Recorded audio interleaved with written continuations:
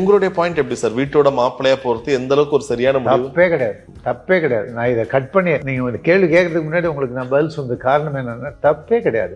இந்த வசதிகள் அவன் ஒரு நல்ல பையனா அந்த ஃபேமிலியில போய் செட் ஆகும்போது அதை அவன் அனுபவிக்கிறதுல எந்த விதமான தப்பும் கிடையாது. அனுபவிக்கட்டும். இதுல மாற வேண்டியது யாரா இருக்கு? சில நேரங்கள்ல என்னோட மகன்ன்றதுல அம்மா பிடிவாதமா இருக்காங்க, என்னதான் இருந்தாலும் என் புருஷன்றதுல மனைவி பிடிவாதமா இருக்காங்க, நடுவில் ஆண்கள் தானே மாட்டிருக்காங்க. அவங்களை இது பலகாலமா தொடர்ந்து நடந்துட்டு இருக்கு. டிப்ஸ் சொல்லுவார் நாங்க எதிர்பார்க்கிறோம்.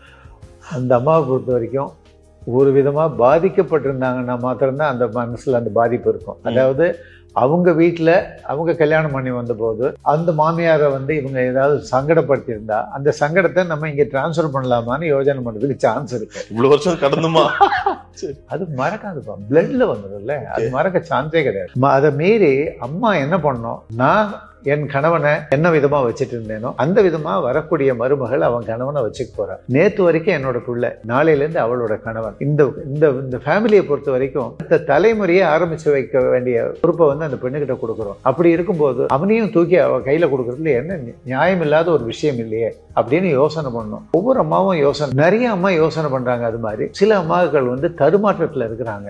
அவங்க ஒன்னும் இவங்களோட வாழறாங்க, இல்லைன்னா தனித்து விடப்படுறாங்க. அவ்வளவுதான். அவங்களுக்கு கிடைக்கிற கிஃப்ட் தனிமை, வேற ஒன்றும் வழியே கிடையாது. ஆக்சுவலா 23 வயசு 24 வயசுல கல்யாணத்துக்கு அவங்களுக்கே ஆயிடுது. 36 வயசுல தேடிட்டு இருக்கிறவங்களும் இருக்கிறாங்க. அதனால இதெல்லாம் ஸ்பெசிபிக் மேட்டர் இல்லை. கல்யாணம் சொல்ல போனா அது ஒரு மேஜிக். அது அமைஞ்சவனுக்கு சரியா அமைஞ்சிருது, அதவன் தேடிக்கிட்டே இருக்கிறான். இதுதான் ப்ராப்ளமா இருக்கு. அதனால நம்ம இதை அசர்டைன் பண்ணி சரி இப்படிதான் இவ்வளவு பேருக்கு இந்த ஏஜ்ல ஆகல அது மாதிரி கணக்குலாம் இல்லை. ஆக்சுவலா அது மாதிரி கணக்குகள் நிறைய இடங்கள்ல ஆவரேஜா கணக்கெடுக்கப்பட்டதே தவிர ரியாலிட்டி கிடையாது. ஆக்சுவலா இது மாதிரி 36 வயசுல இல்ல 35 வயசுல கல்யாணம் ஆகாதவன் இத்தனை 1000 பேர் காத்துட்டு இருக்கான் அப்படின்லாம் கிடையவே கிடையாது. ஆக்சுவலா அந்தந்த ஆளுக்கு அந்தந்த யோகியதைக்கு அந்தந்த படிப்புக்கு அந்தந்த சம்பளத்துக்கு எந்த பெண் வரணுமோ அது ஆட்டோமேட்டிக்கா ஒரு தண்டவாளத்துல சேர்ற ரயில் மாதிரி சேர்ந்துடுது. கரெக்ட். அதனால காத்துட்டு இருக்கிறதுக்கு பெரும்பாலான காரணங்கள் அவங்களோட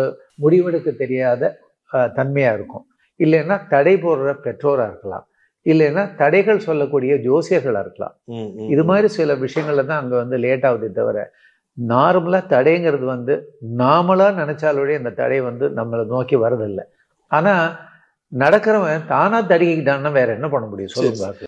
இந்த முடிவில் எங்கள்கிட்ட பர்சனலா பேசக்கூடிய எல்லாத்தையுமே நாங்க சொல்றது, நீ 10 கண்டிஷன் வச்சிருக்கிறேன்னா முதல்ல இருந்தே இந்த கண்டிஷனை விட்டுட்டு கல்யாணத்தை நோக்கி பிரயாணம் பண்ணு சரி அப்படின்னு சொல்றோம்.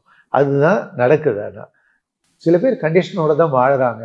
ஆனா அவங்களுக்கு ஒரு ஏமாற்றம் கிடைக்குதே தவிர சக்சஸ் கிடைக்க மாட்டேங்குது. அதாவது பெண்ணா இருந்தாலும் பையனா இருந்தாலும் சொல்ல நிறைய பிடிவாதங்கள் இருக்கு. பிடிவாதங்கள் இல்லாத பெண்ணோ பையனோ கிடையாது. ஏன்னா அவங்க நிறைய படிக்கிறாங்க, அறிவு வளருதே தவிர அவங்களுக்கு ஆற்றல் வளரல.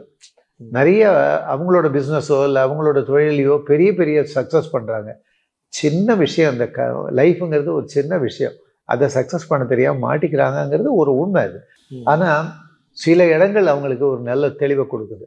அது கல்யாண மாலையாக கூட இருக்கலாம், இல்லைன்னா ஏதாவது நல்ல அறிவுரை சொல்லக்கூடிய நல்ல ஆட்களாக கூட இருக்கலாம், இல்லைன்னா குடும்பத்தில் உள்ள ஆட்களாக கூட இருக்கலாம். அப்போ இதுக்கு மேலே லேட் பண்ணால் கல்யாணம் ஆகிறதுல கஷ்டம் வரும், ஜாக்கிரதை அப்படின்னு அவனுக்கு ஒரு எச்சரிக்கை வரும்போது அப்போ டக்குன்னு முழிச்சுக்கிறான், இல்லை டக்குன்னு முழிச்சுக்கிறாங்க. பெண்ணா இருந்தாலும் பையனா இருந்தாலும். சம்பளத்தை பொறுத்த வரைக்கும் இந்த காலத்துல பொய்ங்கிறது சொல்லவே முடியாது. அவன் வேலை பார்க்குற இடத்துல ஹெச்ஆர்கிட்ட போய் இந்த பையனோட ஸ்லிப்பை கொடுனா கொடுத்து ஸோ அந்த வார்த்தைகள் மேஜிக் பண்ணவே முடியாது. ஆனா ஒரே ஒரு விஷயம், இந்த பெண்ணும் ஆணும் சரி நான் 50,000 சம்பாதிக்கிறேன், நீ 50,000 சம்பாதிக்கிற, 2 பேருமா சேர்த்து வருஷத்துல 12 lakhs நம்மளோட வருமானம், இதை வச்சு நம்ம பிரமாதமா குடும்பம் நடத்த முடியும்னு ஒரு தீர்மானம் வருது இருக்கு பாருங்க. அதுதான் ரேரா இருக்கு. பெண் என்ன சொல்றேன்னா நான் 50,000 சம்பாதிக்கிறேன்னா அவன் 1 லட்சம் சம்பாதிக்கணும் அப்படின்னு ஒரு கண்டிஷனை போடுறாங்க. இல்லைன்னு சொல்ல முடியாது. ஆனா அதை கண்டிஷன் சொல்றதை விட அவங்களோட கன்சர்ன்னு சொல்லணும். அவங்க நாளைக்கு 2 குழந்தைங்க ஏற்படும் போது அவங்களுக்கான ஸ்கூல் ஃபீஸு, இல்லைன்னா அப்பா அம்மாவை பார்த்துக்கூடிய செலவுகள், தன்னை நம்பி இருக்கிறவங்களுக்கு நம்ம சப்போர்ட் பண்ணக்கூடிய வாய்ப்புகள், இதெல்லாம் குறைச்ச சம்பளத்துல பாசிபிளா இல்லையோ அப்படின்னு கூட அவங்க அதை பத்தி கவலைப்படலாம். அதனால பெண்கள் கேட்கறது எல்லாத்தையுமே நியாயம் இல்லைன்னுலாம் சொல்ல முடியாது. பெண்கள் கேட்கறது நிறைய விஷயங்கள் நியாயம்னே நம்ம எடுத்துக்கலாம். அப்படி எடுத்துக்கும் போது குறைச்ச சம்பளத்துல இருக்கிறவங்களுக்கு எப்படி கல்யாணம் ஆகும், அவனுக்குன்னு ஒரு பாதை ஓப்பன் ஆகும், கல்யாணம் ஆயிடும். எதுவுமே வந்து எந்த பாதையும் வந்து ஒன் வே இல்லை, எல்லாமே டூ வே தான். நான் சொல்ற டூ வே வந்து கணவனும் மனைவியும். ஆஹா, அருமையா சொன்னீங்க.